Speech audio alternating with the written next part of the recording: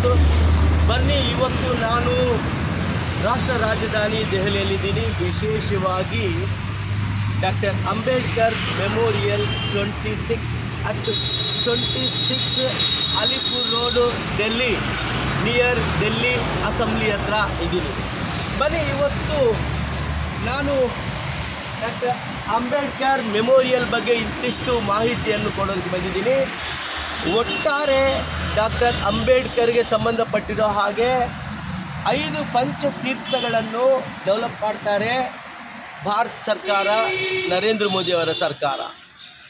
ಬನ್ನಿ, ಇದು ನಾಲ್ಕನೆಯ ಒಂದು ಪಂಚತೀರ್ಥ. ಎಲ್ಲಿ ಇದು ಕೊನೆಯದಾಗಿ ಡಿಸೆಂಬರ್ 6, 1956 ಡಾಕ್ಟರ್ BR ಅಂಬೇಡ್ಕರ್ ಅವರು ಕೊನೆಯ ಉಸಿರನ್ನು ತಗೊಂಡ್ರಲ್ಲ, ಅದಕ್ಕೆ ಸಂಬಂಧಪಟ್ಟಿರ್ತಕ್ಕಂಥ ಸ್ಥಳ. ಕೊನೆಯ ಮಹಾಪರಿನಿರ್ವಾಣ ದಿನ